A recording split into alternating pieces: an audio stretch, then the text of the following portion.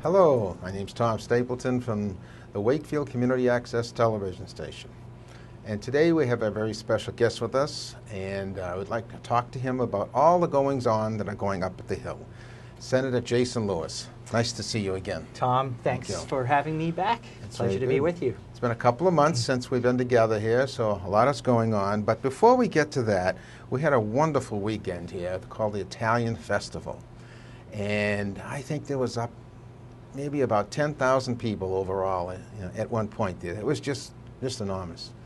But the one thing that I saw that made me excited was you going in the dunk tank. Tell us a little bit. How did you get wrapped up in that? Yes, it was a great day. Yeah. Festival Italia was always fun. The weather was great in the end. We were a little nervous about that, but yeah, I agreed to go and take a turn in the dunk tank because it was a joint effort between the Wakefield Democratic and Republican town committees, and it was to raise money for the food pantry. So wow. Good cause, yeah. And great to see Democrats and Republicans, working together in a bipartisan way. We certainly need more of that, particularly down in Washington. So I took a turn in the dunk tank, and I got dunked quite a few times. Oh, they took advantage of it. They, Wow. it seemed like the kids and some adults brought their A game because they were putting me down almost every time. Well, I kept hearing the cheers, and it's too bad we didn't get this on film, but I did hear the cheers, and there must have been when you were there, because every time somebody went down, everybody would cheer. It's all in good fun, and it was great. Steve Mayo, the town administrator, took a turn, and Representative Broder and Representative Wong took a turn, I think. And so we had good participation. That's great. Great. I imagine it might be back again next year. Yeah. Well, I know you came over to visit us afterwards, and at our tent, and you had mentioned you had gone in the dunk tank, and I'm looking at you and I said, "This guy's dry as a bone. How'd you dry off so quick?"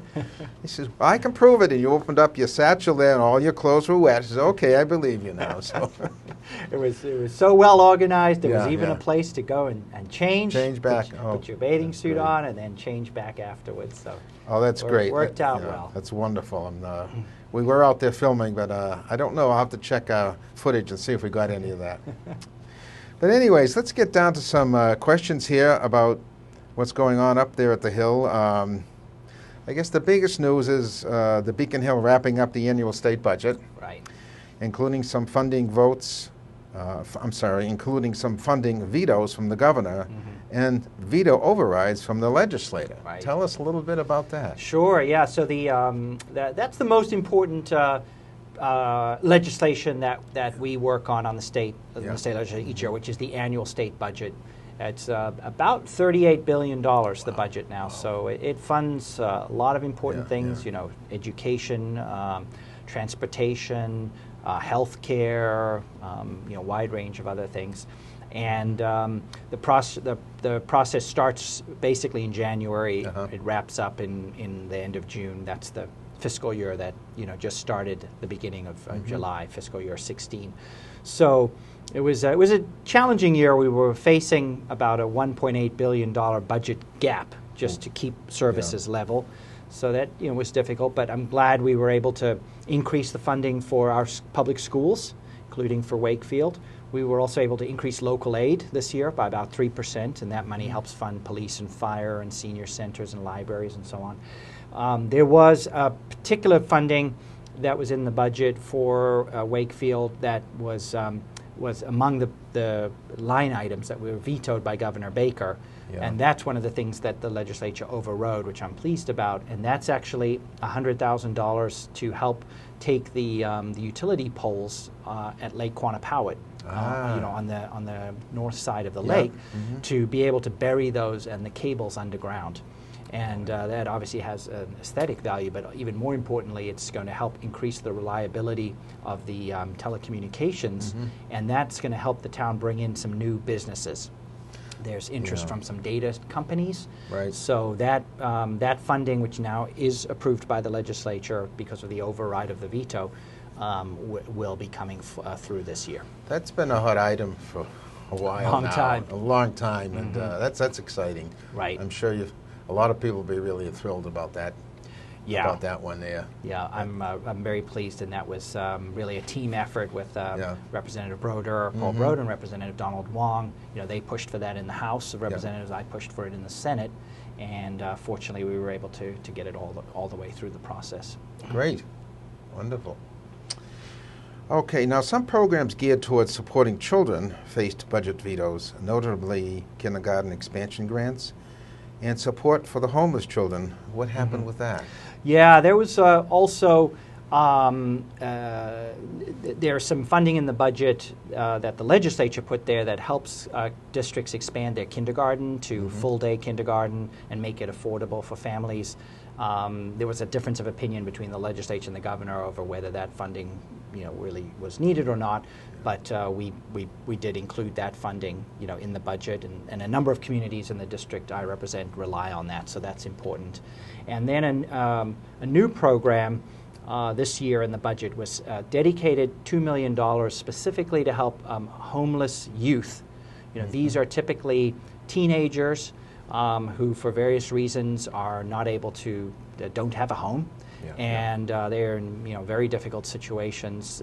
They're not typically well served by existing shelters or other programs, and we've been working for a long time to be able to provide greater support to those teenagers. This is the first time we actually have specific programming in the budget that will serve that constituency. Very good. There's been significant press coverage over the Stone Zoo's work towards reaccreditation. With the Stone Zoo being one of our region's big cultural attractions, can you tell us where things stand at this point? So, absolutely, the Stone Zoo, is a wonderful resource for families of this whole area. They've done a lot in recent years to try to continue to improve the facilities and the exhibits, and it's it's great, particularly for young families, young children. They've been going through a reaccreditation process with the American Association of Zoos and Aquariums, which is important because it allows them to exchange animals with other zoos, and also it helps them in their marketing and their fundraising. And in order to meet reaccreditation, they need to make some improvements to their facilities. So we have been working with the new Baker administration to make the case for the funds that we need released to the zoo, to Zoo New England, to make those capital improvements. And I'm pleased that just recently we were notified by Secretary Ash, who's the Secretary of Housing and Economic Development for Governor Baker, that we will be able to move forward, in the near future with with that funding. And that the legislature, I should have added, years ago approved essentially what's known as bond funding or capital funding, to support these improvements at Zoo New England. But it's up to the current governor to actually make the funding available. So that's good news that that's going to be moving forward now. Very good. Just because I'm not familiar with that, will this include different animals or what happens in that area? Mostly at this point, just some of the basic infrastructure. For example, they want to make improvements to the entryway, make it more inviting, improve the bathroom facilities, some other structural improvements. So it's pretty basic stuff. It's the kind of thing that Zoo New England, which operates the Stone Zoo and the Franklin Park Zoo, they do a lot of fundraising, but it's the kind of stuff that it's pretty difficult to get private donations for. Most donors aren't really too eager to fix the bathrooms. So it's things that we really need the state support for. Fantastic. Very good. In recent months, there has been significant developments regarding efforts at the state and local level to combat opioid addiction and drug abuse. I know this is dear to your heart. Yes. Can you give us an update on some of those developments? Yes, such an important issue. The number of overdose deaths from opioid overdoses, heroin overdoses, just continued to climb in every community. I have tragic stories right here in Wakefield, and in all the no community is immune to this epidemic. the good news is that there really is a lot of focus on this from local organizations like Wake Up in Wakefield, who does great work, but also the state government and healthcare providers and law enforcement.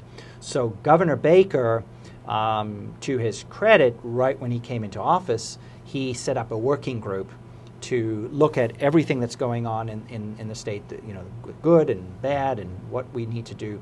And that working group came out with their report. They had 65 specific recommendations to improve the prevention programs, intervention, treatment for addiction, and also recovery services. And I read that report in detail, and I think they did an excellent job, laying out a lot of specifics. So now the implementation is underway, and the state government's working closely with local government and local community groups and healthcare providers and a lot of stakeholders. So that's moving forward already as we speak. And also more locally, I've teamed up with District Attorney Marion Ryan to launch an Eastern Middlesex opioid working group. And that's another effort to bring together different resources and communities, because this is not something you solve, in just Wakefield or just Reading. We really have to do this in a concerted, collaborative way. So still a lot of work to do, but I think we are, making more progress now. Let's speak to other works happening in the State House, specifically recently passed climate change adaptation legislation. Yes, so the State Senate just in late July took up a bill which I was very, very pleased about. We all understand what's happening with climate change. We know that we can see the impacts already in terms of the impact on storms and wildfires out in the west, and rising sea level and all of that. So while we need to continue to do more to reduce greenhouse gas emissions, I think we have to also start preparing for the impact of climate change, because there's nothing we can do to completely turn it around now. So this bill that the State Senate passed is really one of I think the first of its kinds, and maybe anywhere in the country, where it will put in place a plan for Massachusetts to prepare for the impact of climate change. So for example, in Boston and other coastal cities and towns, we have to prepare for what will happen as the sea level rises. And how are we going to make sure that we minimize flooding and damage to property and potential risk of life?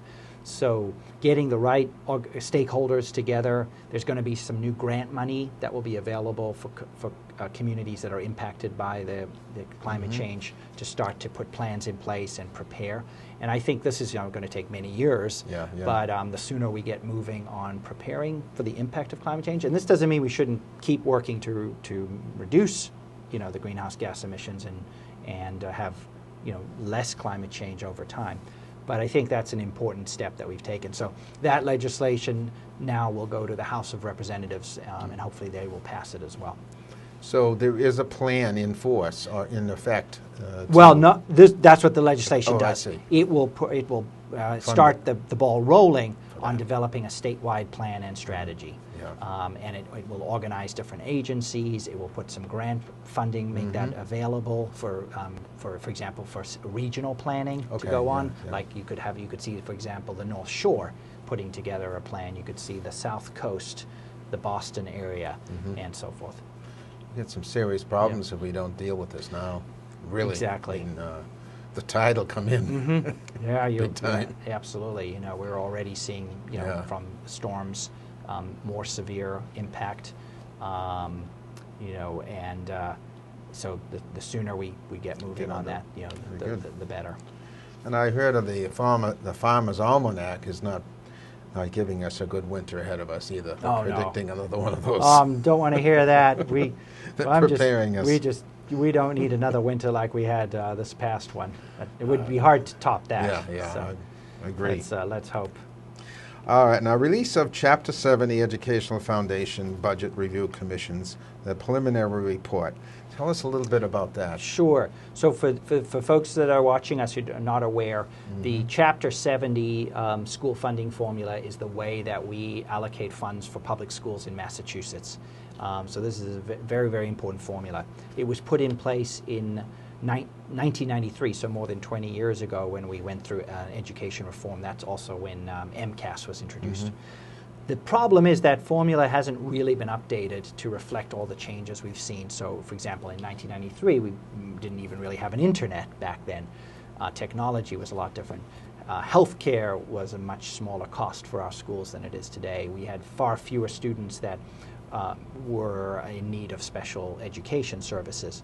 So this commission, called the Foundation Budget Review Commission, I've had filed legislation to push for that for a number of years, and it's been up and running over the past year, and they came out with their initial report, which is a very important finding, and it basically confirms that we, our schools are, and this is true certainly in Wakefield, we've seen this and everywhere, because of high healthcare costs, because of high costs for special education, it has been really putting the squeeze, on our schools, and so we really need to make sure there's sufficient state funding going forward to support those needs. So this is a very important recognition of that challenge from an official blue ribbon, commission.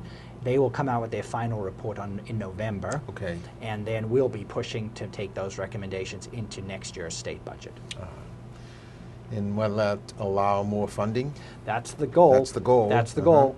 We have to make the case for it first, Yeah. which is what this report will help do.